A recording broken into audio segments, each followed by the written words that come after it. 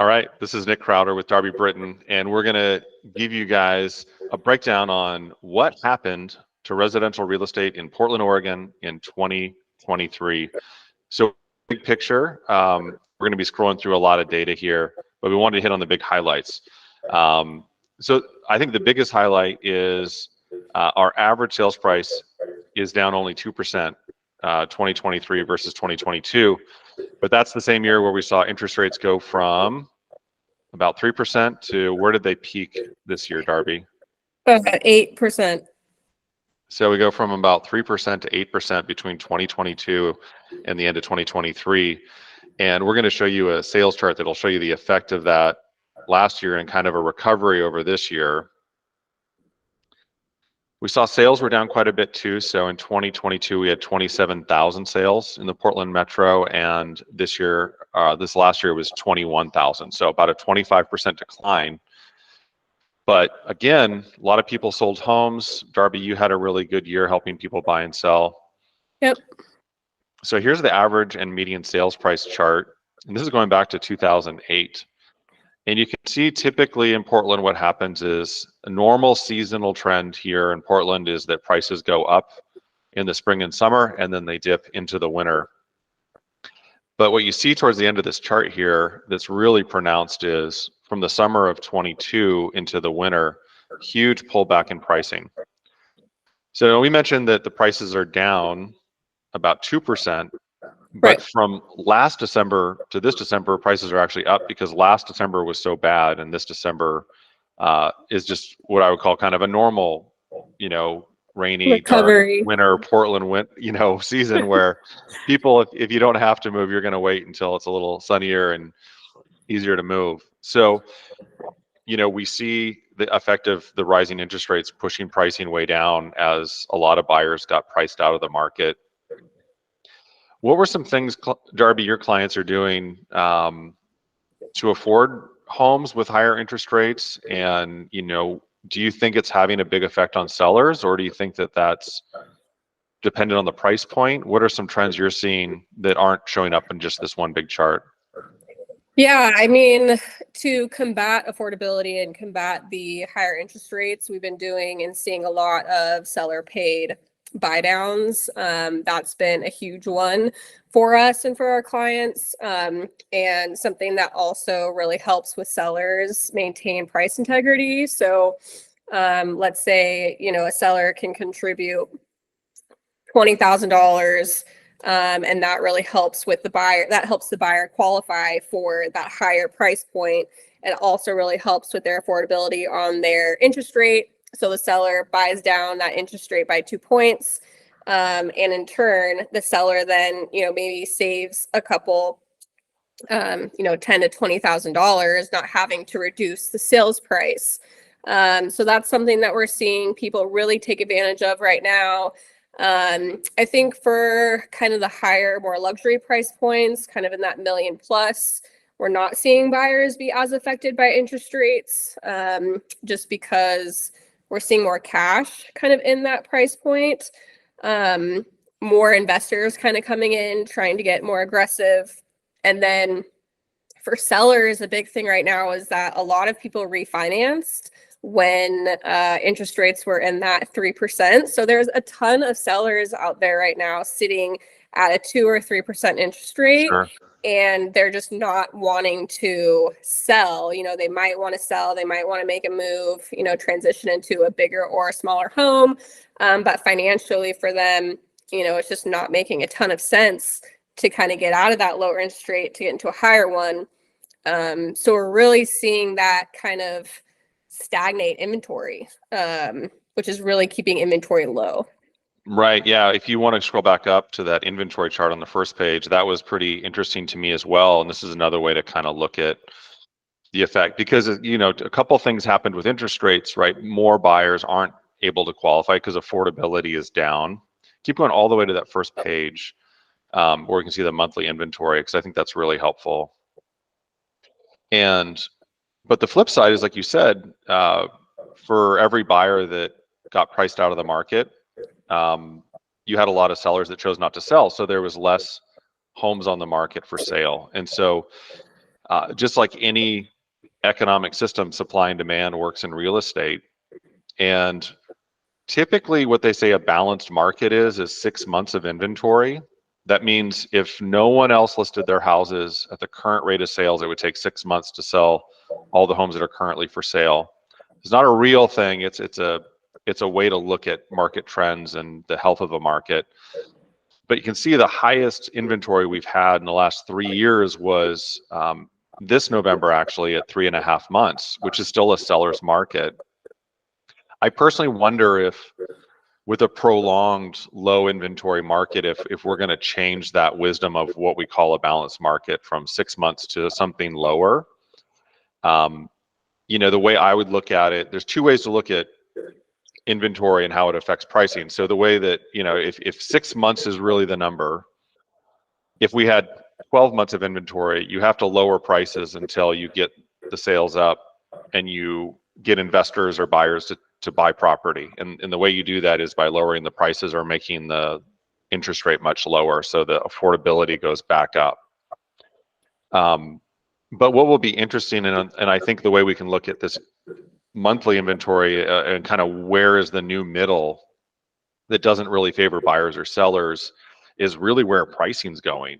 So if we end up at 2.5 months of inventory, but prices go down, I would argue that maybe is kind of a new balance point.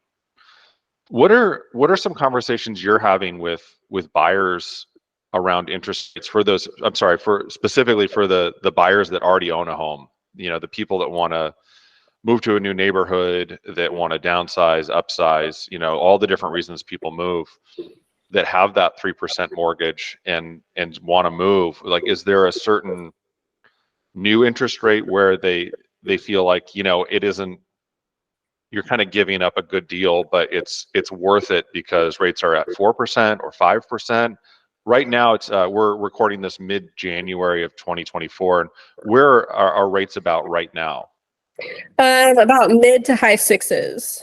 Okay, so definitely not as high as they had gotten, but not real low. And I know the Fed is kind of holding rates, and the economic data that I think a lot of people are looking at of whether we should lower rates is still kind of saying that rates need to be this held high or maybe even raised again as opposed to lowered. I think that's why we're seeing the stock market at the beginning of this year kind of starting to come down, because I think that the stock market was thinking rates were going to be dropped, and based on the economic data, I'm not seeing that. But do you have a sense for your client at what point it's worth it to move? Yeah, I think right around that 5% mark is where I'm hearing a lot of people kind of mention. I think they said, don't quote me on this, but I heard a lender recently say that if interest rates drop by just 1%, then 3 million buyers will enter into the market. So when we're looking at supply and demand, interest rates, pricing, all those things, at some point it does kind of wash where, okay, you're selling, there's more people, interest rates go down, maybe we're at that 5%, we're going to see more inventory because people are going to be, selling at that point, and more buyers are going to enter into the market. So, we're going to have demand on that listing. So maybe you get more activity, a higher price, more favorable terms. But then on the flip side of that, you are in a lower interest rate as well on your purchase. So I think the big thing is, for people who are buying and selling, is really finding that sweet spot and that middle ground, looking at equity and, current market conditions. But we're really kind of looking at that 5% mark is where I think people will really start to make that switch. Yeah, that starts to make it, assuming prices haven't dropped, right? If the prices are like right now in Portland, the prices are down a little bit, but across the country, there's some markets where pricing is up. I was talking to some friends in Bend, Oregon, and you wouldn't even know that anything's going on in the economy based on the activity that I'm hearing that they're having there. We're seeing that now again, just even in this ice storm that we're having, our team put 6 new properties under contract over the weekend, because buyers are excited. They're taking advantage. They really Sure. want to get into their homes. So even now we're seeing things pick back up again after the new year.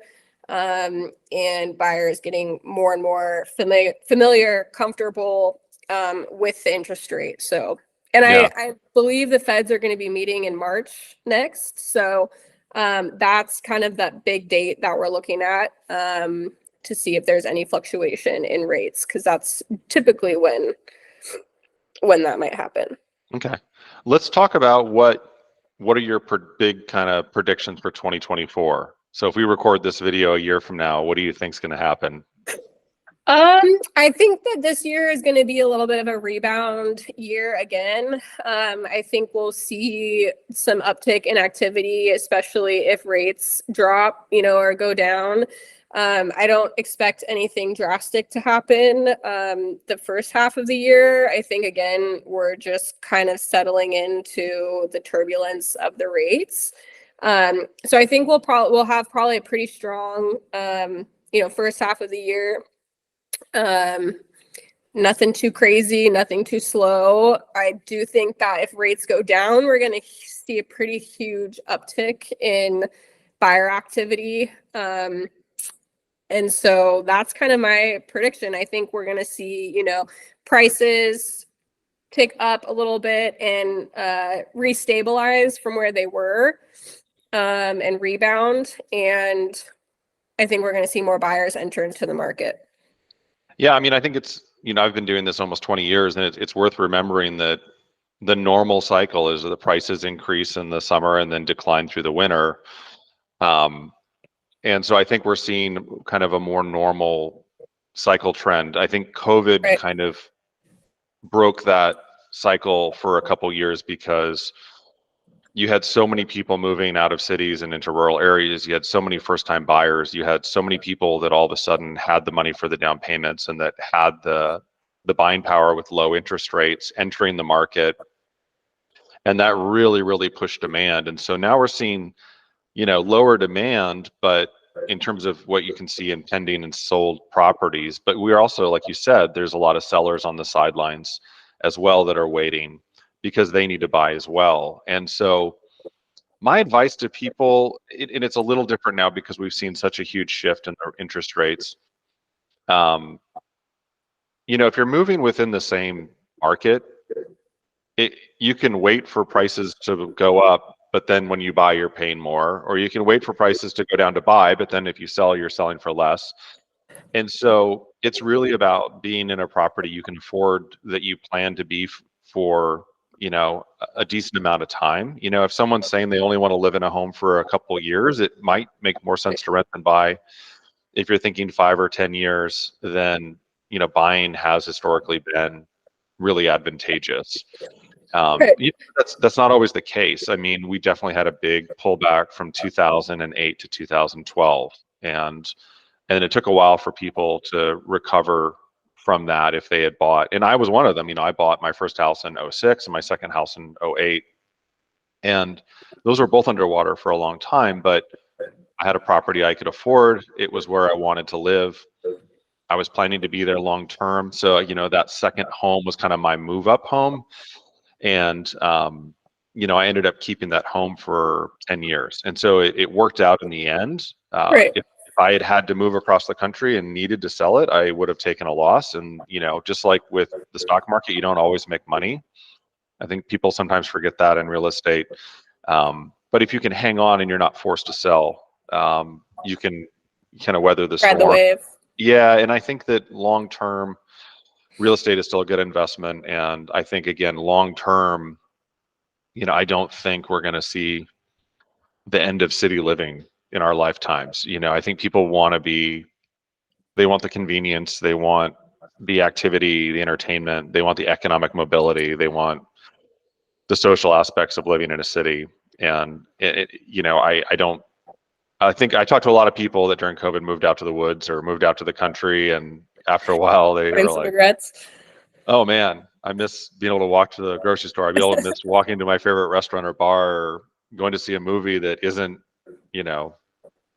a mainstream thing at like a cool little theater in my neighborhood, and so I think we're going to see that. But yeah, so your big predictions: pricing up a little bit, rates come down a little bit, probably more Nothing of a normal too, cycle. yeah, nothing too crazy. I think this is more of like a stabilizing year. Like I said, if rates come down around in the fives, then I think we're potentially looking at a different story, which would be, more activity, more competition, more Sure. demand. But all in all, I think things are going to be pretty stable. Awesome. Well, thank you guys for watching this. If you made it all the way to the end, and give Darby and I a call if you have any real estate questions or needs we can help with, or you have friends or family in the Portland area or anywhere around the country. We've got great connections all over we can connect you to. And whether you're thinking about making an investment or need to buy or sell property for your business, we're here to help and would love to be of service. So thank you guys for watching, and hope you found some value in this, and feel free to share. Yeah, thanks so much, and we'll talk to you guys soon.